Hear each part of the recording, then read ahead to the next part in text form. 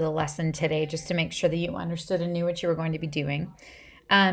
So if you look at the daily news, you'll see the agenda, and the Jumpstart has multiple parts to it today. So let me show you this slide and we can talk about what I want you to do.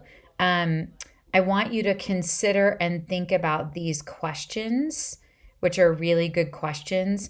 But in order to do that, it's going to be really helpful for you to go to task 2.3.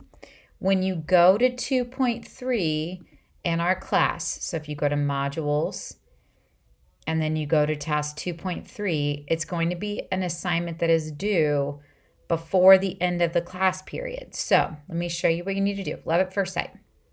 Do you believe in it or not, basically? So I want you to open up this article, and it is a PDF, so that you should be able to open it. And I want you to take a second and just skim it for content and information.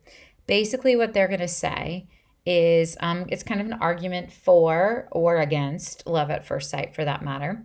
So when you open the article, again, you don't have to read it deeply, but I just want you to kind of skim it. So it was written in 2018, and it gives you a couple of questions as you begin. And this professor, James Kusner, teaches a course at Brown called Love Stories. And he talks about whether or not they believe that love at first sight is in fact a love story, or is that an actual thing? Okay, so read it, consider what you think, and then look back at the prompt and the assignment that you're supposed to do. So I'm going to close this. And I want you to consider these two questions. You're going to answer these in several sentences each. Please make sure that you're writing complete sentences using capital letters and end punctuation, okay? You can see, though, again, this is due before you leave class, so it's really important that you get it done as one of your very first activities, okay? Then, once you do that, if you look back at the Jumpstart, you'll see that the very next slide, I'm going to have you take some notes, all right? So I'm going to talk you through your Cornell notes now and what I need you to do as you're taking your Cornell notes.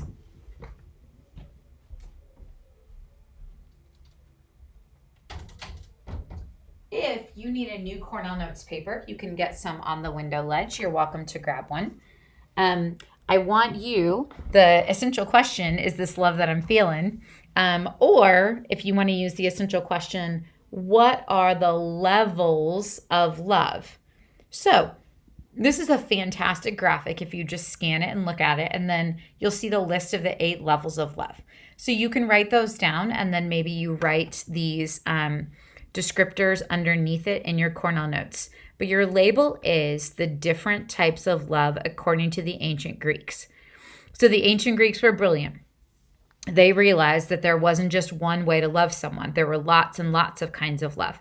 So eros is the traditional sort of romantic kind of love, especially the love that happens initially between a couple. So that initial attraction, kind of like Romeo and Juliet are feeling at the very beginning. Affectionate love, this is like, bro love, or love that you have for your friends, philia. Excuse me. That can also be family love that is affectionate.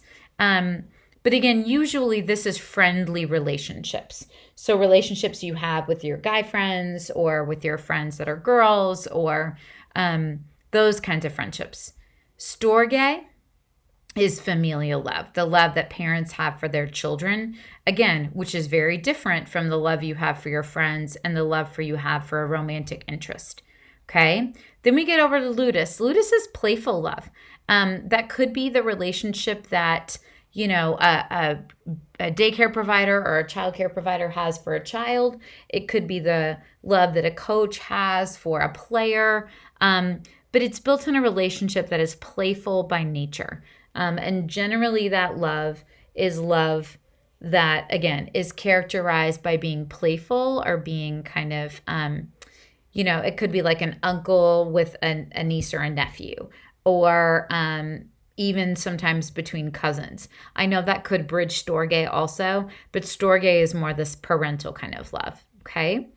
Mania. Mania becomes our challenge. And what's going to happen in Romeo and Juliet is it goes a little bit from being this to being this. Mania is obsessive. It's where love becomes overwhelming, overbearing, obsessive, where you can't live without a relationship, where if a relationship ends, you're not willing to see it end.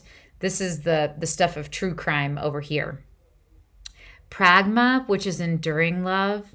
This is that long-term romantic, it goes from eros and then maybe storge, maybe you have children, to this sort of long-term romantic love that is enduring. So those long marriages or relationships that you've seen, anytime they talk about the sweet old man and woman who were married for 65 years, that's pragma. That's that enduring love, okay?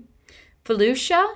Felucia is interesting because Felucia is a specific kind of love. It is self-love. Felucia is giving yourself grace.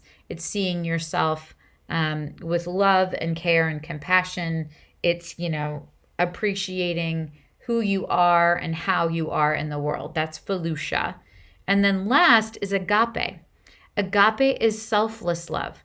Agape is the love you have for others, for your community, for the world, for your school, for charity and other people. So again, what's pretty cool about this is we talk about, is this love? Well, there are lots of different kinds of love. And again, the Greeks sort of characterize that for us to help us understand it in a more concrete way. These ways to love that aren't just this eros, which is what we're mostly used to. And then the other thing I want you to take some notes on, and this slide sort of speaks for itself, but there's this concept in especially Romeo and Juliet called a motif. That's how you say that word, motif.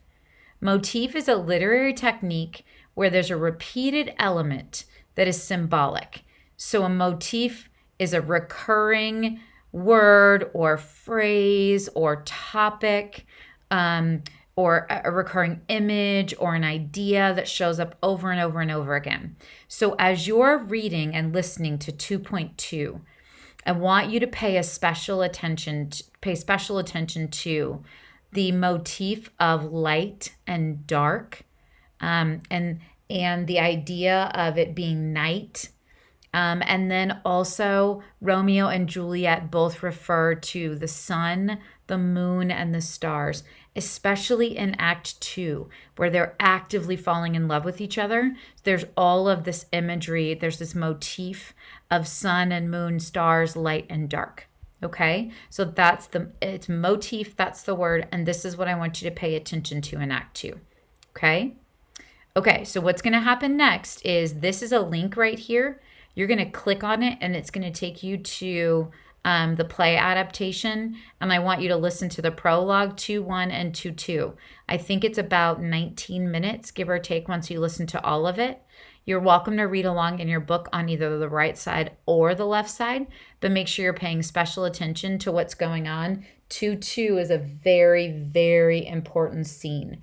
Romeo and Juliet are going to meet on the balcony and confess their love for one another. And then once you do that, you're welcome to turn to a partner or to go over these questions just to make sure you understood what you listened to. And then this is what I want you to do finally. Go to the module and click on the movie link for Romeo and Juliet. There is a link to Swank right there. Swank is our film viewing database, and you can put in the username and password. It'll open up the Romeo and Juliet movie for you, okay? And I really want you to watch minute 39 to minute 52. If you don't get this done in class, please make sure you do this tonight for homework, okay? You're going to get a characterization worksheet. I want you to think about how Romeo is characterized and how Juliet is characterized. That's that homework assignment. And then you'll have time to finish that, though, on Friday. So that doesn't need to be finished before you come back to class, but you need to make sure that you have it finished for Friday, okay? All right, friends, if you have any questions, please make sure that you ask the guest teacher, or if Mrs. Nunley or Mrs. Leone are with you, you can ask them as well. And enjoy the beginning of Act 2, some of the most romantic scenes in all of English literature, in my opinion. All right, guys, see you soon.